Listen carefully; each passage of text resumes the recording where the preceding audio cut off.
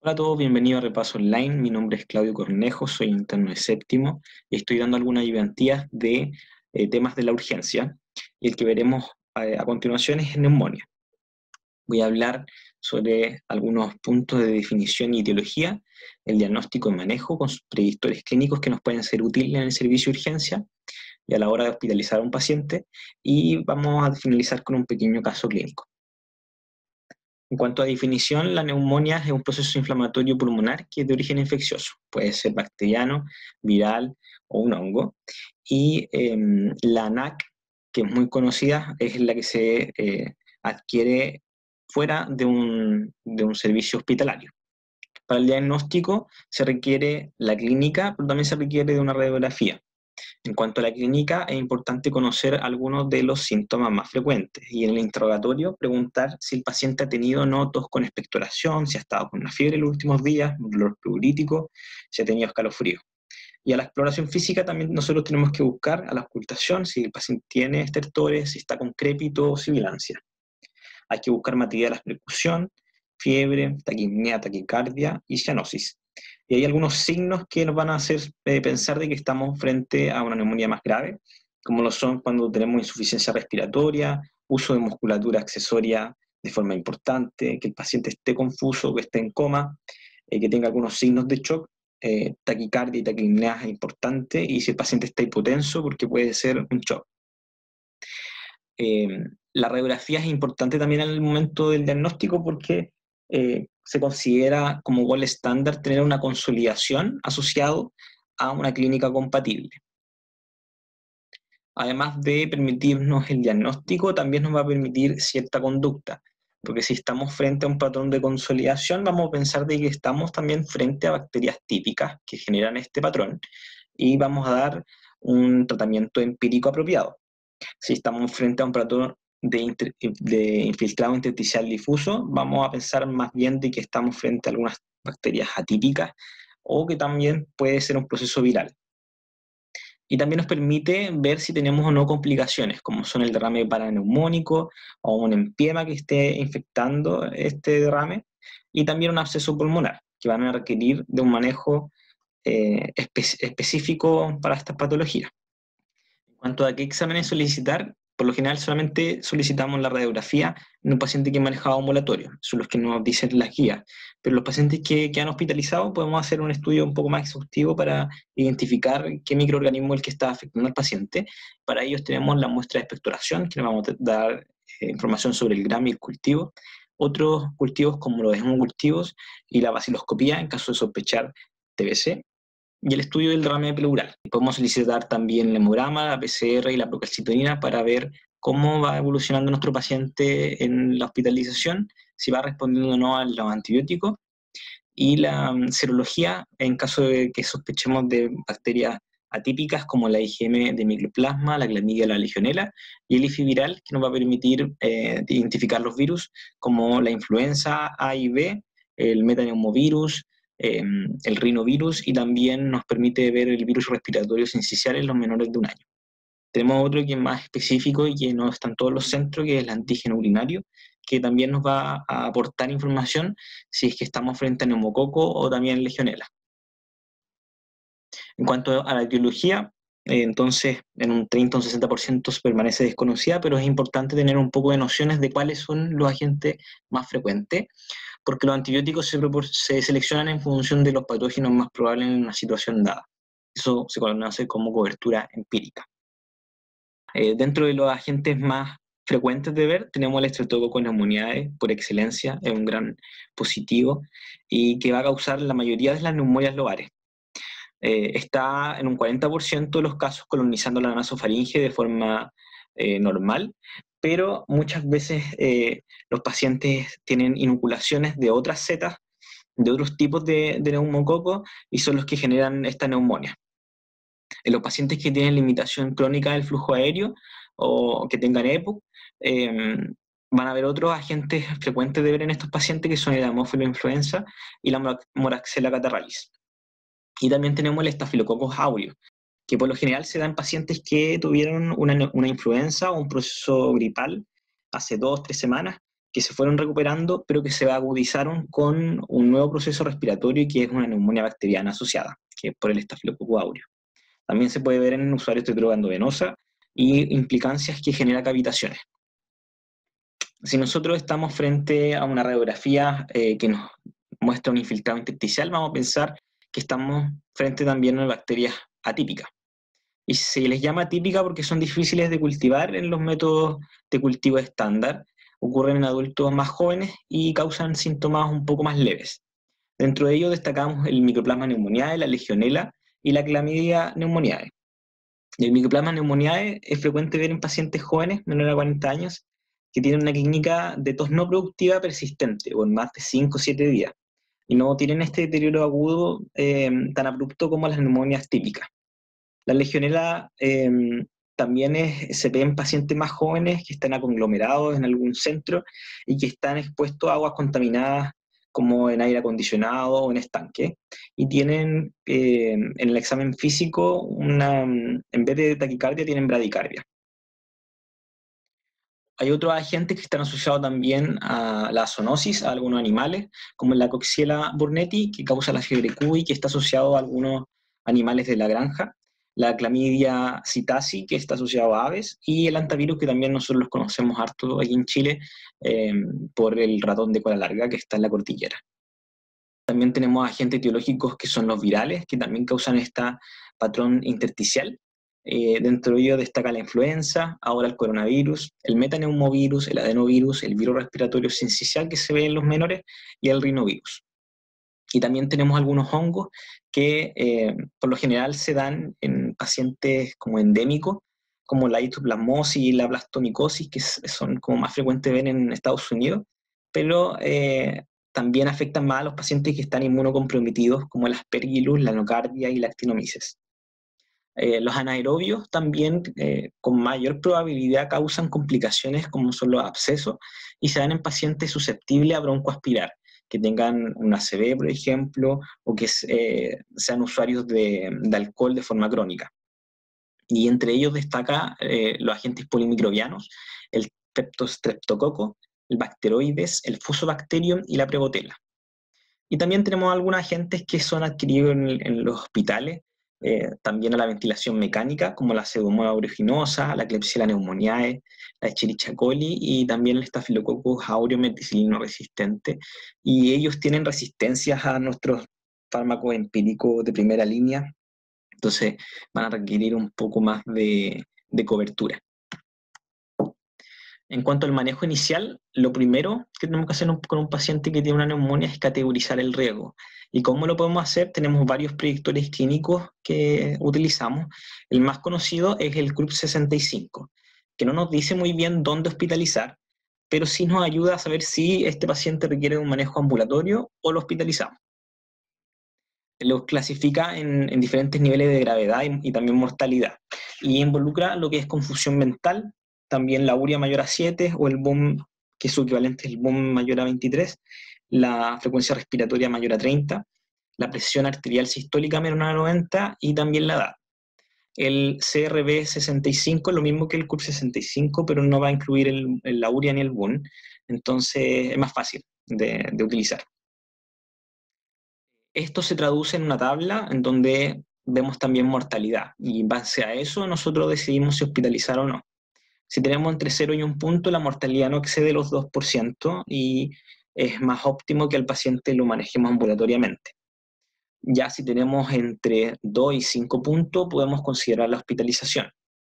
Y también nos dice que entre el 4 y los 5 puntos, la mortalidad asciende al 40% y podríamos considerar la UPC, pero no nos dice como francamente hospitalícelo en la UCI.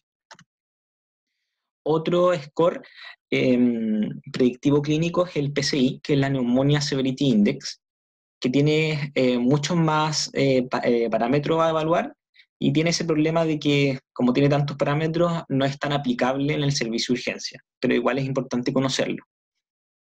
También nos va a estratificar a los pacientes en 5 grupos de riesgo, del 1 al 5, en donde nos va a dar puntos dependiendo de los parámetros positivos que tenga este paciente, y un puntaje menor o igual a 70 requiere de un manejo en domicilio, y mayor a 90 considerar la hospitalización. Entre 70 y 90 observar y ir reevaluando el servicio de urgencia.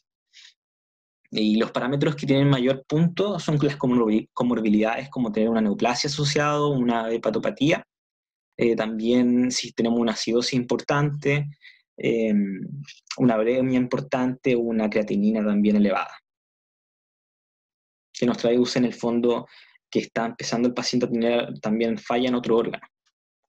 ¿Qué podemos tener como para apoyarnos en la evaluación si tenemos que hospitalizar o no al paciente en una UPC?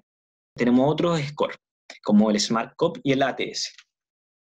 Entonces, tenemos que ver a estos pacientes porque son aproximadamente un 10% de los hospitalizados por NAC, y actualmente se propone discriminar con el CRB65 y la oximetría a los pacientes que requieren hospitalización, y estos otros dos scores para discriminar el subgrupo que requiere de la UPC.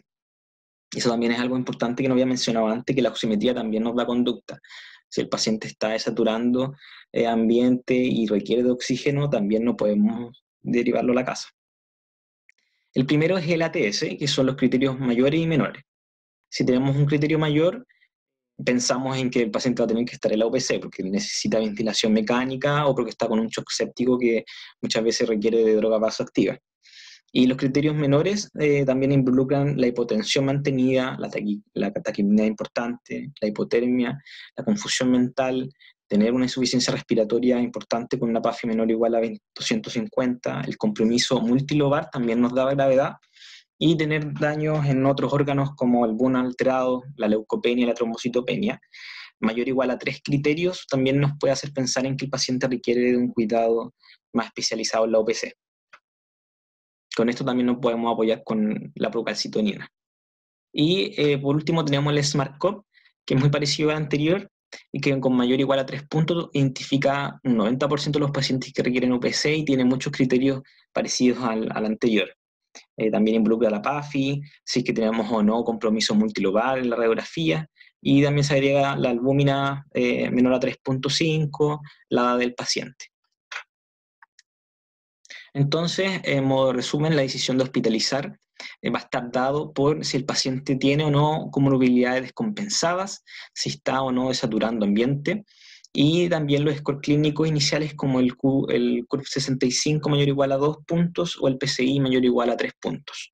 Y la necesidad de UPC va a estar dado por el ATS y por el SmartCop. En cuanto al manejo, depende de la gravedad, las comorbilidades y los factores de riesgo del paciente y la capacidad de adherencia o no a un manejo ambulatorio. El grupo 1 son pacientes que son menores a 65 años y que no van a tener comorbilidades. En ellos se les da tratamiento con amoxicilina 1 gramo cada 8 horas por 7 días. Eso es como lo gol estándar. Pero tenemos alternativas a los alérgicos, la claritromicina 500 miligramos cada 12 horas. También si sospechamos que es una bacteria atípica, la claritromicina. Y tenemos quinolonas también respiratorias como el levofloxacino. En el grupo 2 son pacientes que son mayores de 65 años y que pueden tener comorbilidades también. Y en estos pacientes lo óptimo es que a la amoxicilina se le agregue también un inhibidor de la beta-lactamasa, como lo es el ácido clavulánico, porque muchas veces en estos pacientes van a estar, el neumococo es la primera causa, pero también puede estar asociado los Staphylococcus aureus y las enterobacterias que tienen beta-lactamasa, entonces se requiere un poco más de cobertura. La amoxicilina con ácido clavulánico se da en 875, 125, esa es su presentación, y cada 12 horas por 7 a 10 días. El grupo 3 son pacientes de cualquier grupo etario con criterios de gravedad moderada para ser hospitalizados en una sala básica. Y en estos pacientes lo que se recomienda es iniciar ceftriaxona 2 gramos al día por 7 a 10 días. Y puede o no estar asociado a un macrólido dependiendo de si se sospecha microorganismo atípico o fracaso de tratamiento con agentes beta-lactámicos. También con alternativa tenemos la fluoroquinolona endovenosa que es el levofloxacino. Y el grupo 4 son los pacientes que están en cualquier grupo etario, pero que tienen criterios de una neumonía comunitaria grave que requiere de UTI o la UCI. Y en estos pacientes también se les da ceftriaxona 2 gramos al día pero que tiene que estar asociado por lo general, a un macrólido, porque el macrólido tiene también un efecto, aparte de esta cobertura a microorganismos atípicos, tiene un efecto inmunomodulador que nos va a permitir combatir de mejor forma una infección en los pacientes graves. Y alternativas tenemos el levofloxacino y el moxifloxacino. También se puede dar la ampicilina sulbactam cada 8 horas, asociado también a los macrólidos. Entonces, en cuanto a situaciones especiales, si tenemos alergia o fracaso del tratamiento con agentes beta-lactámicos o serología positiva ahora típico, vamos a adicionar claritromicina 500 miligramos cada 12 horas vía oral durante 10 a 14 días, o la citromicina que tiene se puede dar una vez al día por menos días. En caso de sospecha de pseudomonas es necesario utilizar cefalosporinas que tengan acción contra pseudomonas, como son el cefepime y la ceftazidima, o también se puede utilizar el tazonam y carbapenémicos con acción anti-pseudomónicas como el imipenem o el meropenem, asociados a una quinolona respiratoria. En sospecha de anaerobios, el moxifloxacino puede ser útil. En sospecha de un absceso pulmonar, que lo veamos en la radiografía, ya además de la ceftriaxona se le adiciona la clindamicina 600 miligramos cada 8 horas endovenoso. Y en caso de un empiema pleural, es necesario para diagnosticarlo hacer una toracocentesis diagnóstica, pero también para tratarlo necesariamente necesitamos una toracocentesis evacuadora, un drenaje pleural quirúrgico. Y también por lo general se les indica a estos pacientes ceftriaxona 2 gramos más clindamicina 600 miligramos cada 8 horas endovenoso. El inicio de la terapia, ¿cuándo debe ser? Lo ideal es que sea lo antes posible, antes de las 6 horas de evolución, o sea, cuando el paciente nos consulta al servicio de urgencia y nosotros diagnosticamos la neumonía, al tiro tenemos que iniciar la terapia. La duración del tratamiento, las guías clínicas recomiendan de que sea entre 7 y 10 días, hasta al menos 2 días después de pasada la fiebre, pero hay algunos metaanálisis que estudian si mayor o igual a 7 días y no hay muchas diferencias clínicas. Lo que nos puede ayudar en esta decisión de cuántos días indicar también son los parámetros inflamatorios y su descenso, siendo ya significativo una reducción del 50% de la PCR. Y cuándo hacer el traslape también a un antibiótico oral, esto también es según la estabilidad clínica. Si el paciente ya no está con fiebre, podemos optar por pasar ya a un antibiótico oral y no seguir dando antibiótico endovenoso. Pero también tenemos que considerar de que el paciente no esté con taquicardia, que no esté taquipneico, que tenga una presión arterial, no esté hipotenso, que esté saturando también bien sobre 90 ambiente y que tenga una buena tolerancia oral también, porque si está vomitando no vamos a poder indicar amoxicilina ni nada. ¿Qué pasa en los pacientes que no responden a terapia inicial? Estos son definidos como una persistencia de fiebre con síntomas clínicos después de 72 horas de haber iniciado un antibiótico y tiene una incidencia importante de aproximadamente un 15%, y hay que sospechar otras cosas, como que el microorganismo sea resistente y necesite un poco más de cobertura, que hayan complicaciones como derrame pleural, empiemas y abscesos, que lo podemos identificar en la radiografía. Entonces, si no responden a terapia inicial, debiésemos volver a tomar una radiografía que tenga una sobreinfección, como una ITU intrahospitalaria asociada, que en realidad no sea una causa infecciosa o que sea un error diagnóstico también, porque puede ser que la disnea no sea por un proceso infeccioso, sino que sea por un TEP y que el manejo es completamente distinto, que sea una insuficiencia cardíaca descompensada, que en realidad el patrón infiltrado intersticial que vimos no era respiratorio, sino que era un edema pulmonar agudo, que sería un error importante, que sea una vasculitis o que sea también un cáncer asociado y que por eso el manejo no está siendo eficiente. ¿Cuáles son las estrategias de prevención más importantes? Tenemos el cese del hábito tabáquico por excelencia, el cese de hábito alcohólico, porque este también es uno de los que aporta el riesgo a broncoaspirar, y decir a los pacientes también que utilicen su cama un poco inclinada en 30 grados, y la vacunación, eso yo creo que es lo más importante, porque nos vacunamos contra la influenza todos los pacientes adultos mayores, y también la antineumocócica, que es la PCV13, y que unos meses después se puede también vacunar por la PB23, que también es antineumocócica y que da un poco más de protección a más serotipos. Ya, entonces, un poco para finalizar, un caso clínico que no es grave, más bien es de consulta ambulatoria, pero es lo más probable que nos encontremos en primera instancia cuando ya egresemos. Entonces el caso clínico dice así: un hombre de 44 años de edad se presenta con un inicio súbito de escalofríos violentos, fiebre y tos productiva. Estaba en su estado de buena salud habitual hasta hace una semana, cuando desarrolló una congestión nasal leve y dolor general.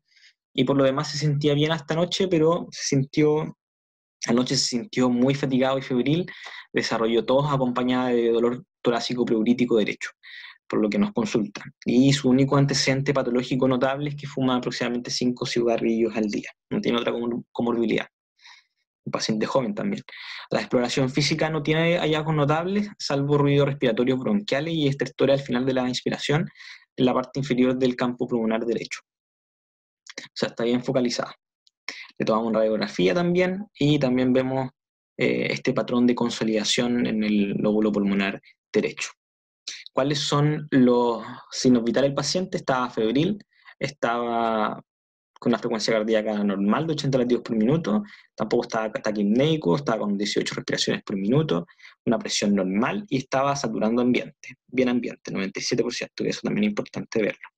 Entonces el diagnóstico más probable es que sí sea una neumonía adquirida en la comunidad, lo más probable es que sea también asociado a un neumococo. ¿Y cuáles son los siguientes pasos? Tratamiento antibiótico oral empírico, que yo en este caso le dejaría amoxicilina, en caso de que no sea alérgico, analgésicos y antipiréticos, y un seguimiento ambulatorio cercano. Es necesario volver a revaluar a este paciente entre 1 a 2 semanas. Y decirle al paciente que si no termina la fiebre en 3 días, también tiene que volver a consultar, darle sus signos de alarma. Pero si todo anda bien, un control en 1 a 2 semanas.